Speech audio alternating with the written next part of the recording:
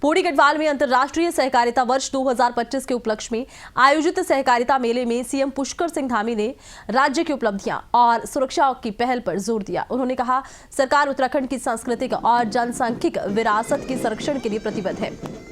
9000 एकड़ से अधिक सरकारी भूमि को मुक्त करवाया गया है और 250 से अधिक अवैध मदरसे सील किए गए। 500 से अधिक अवैध संरचनाओं को ध्वस्त कर दिया गया।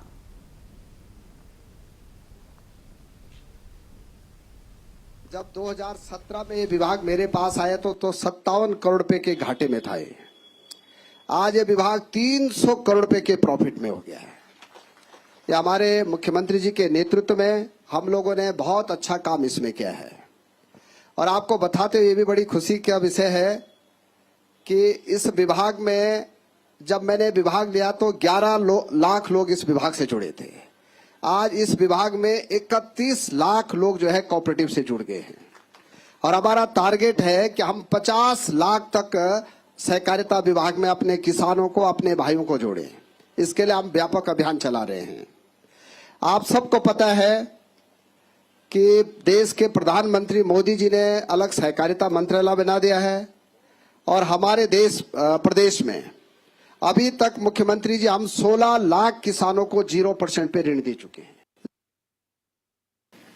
मुझे बताया गया कि 7 दिवसीय मेले में विभिन्न सहकारी समितियां, स्वयं सहायता समूह और हमारे किसान भाइयों के द्वारा उत्पाद जो बनाए जाते हैं उन सभी को यहां पर मंच और उनको प्रदर्शित करने का अवसर मिलेगा और स्वास्थ्य विभाग, सहकारिता विभाग से जुड़ी हुई विभिन्न परियोजनाओं की जानकारी भी प्रदान की जाएगी। साथ ही हमारे किसान भाई बहनों को ब्याज मुक्त ऋण प्रदान करने के साथ साथ कृषि के क्षेत्र में उत्कृष्ट कार्य करने वाले स्वयं सहायता समूह को 5 लाख रुपए तक की सम्मान राशि से भी पुरस्कृत किया जाएगा। इसके अलावा यहाँ पर हुए रोजगार मेले के आयोजन द्वारा विभिन्न संस्थानों में हमारे 40 युवाओं को रोजगार के अवसर भी प्रदान किए गए हैं।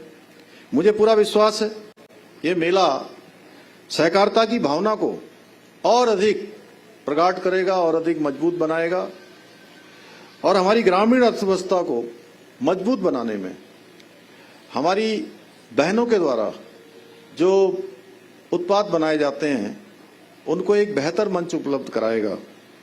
भाइयों बहनों, सहकारिता का सिद्धांत मानव समाज का एक प्राचीन सिद्धांत कहा गया है जिसमें सदैव समाज में सहयोग, एकता और सामूहिक प्रगति को बढ़ावा दिया गया है। जब प्रत्येक व्यक्ति अपने स्वार्थ से ऊपर उठकर समाज के समग्र हित के लिए काम करता है तभी असली समृद्धि और स्थायी विकास संभव हो पाता है। यही सहकारिता का सिद्धांत भी है और सहकारिता का आधार भी है। आज के इस आधुनिक और प्रतिस्पर्धी युग में सहकारिता का महत्व पहले से कहीं अधिक हो गया है। इसी को देखते हुए संयुक्त राष्ट्र संघ ने 2025 को अंतर्राष्ट्रीय सहकारिता वर्ष घोषित किया है ताकि वैश्विक सहयोग को बढ़ावा देकर सतत विकास के लक्ष्यों को उसके तय समय पर पूरा किया जा सके।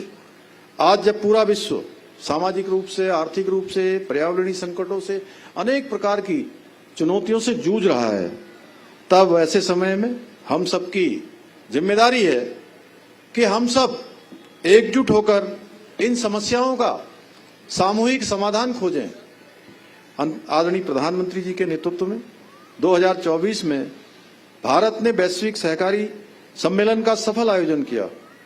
उन्होंने उस सम्मेलन में अंतर्राष्ट्रीय सहकारिता वर्ष का शुभारंभ करते हुए कहा था कि सहकारिता भारत के लिए संस्कृति और जीवन पद्धति है। प्राचीन काल में सहकारिता की भावना हमें वसुधैव कुटुंबकम के महान सिद्धांत से स्पष्ट रूप से देखने को मिलती है, जो समस्त मानवता को एक परिवार मानकर सहयोग और सौहार्द की शिक्षा प्रदान करता है। सहकारिता का मूल उद्देश्य केवल स्पर्धा नहीं है बल्कि सहयोग और सहकार की भावना को बढ़ाना है। इसलिए सहकार से समृद्धि के स्वप्न को साकार करने के लिए आदरणीय प्रधानमंत्री जी ने ऐतिहासिक कदम उठाते हुए आजाद भारत के इतिहास में पहली बार अलग सहकारिता मंत्रालय का गठन किया। आज केंद्रीय गृह एवं सहकारिता मंत्री आदरणीय अमित शाह जी के नेतृत्व में ये मंत्रालय देश में सहकारिता आंदोलन को और अधिक मजबूत बनाने के लिए एक अलग प्रशासनिक, कानूनी और नीतिगत ढांचा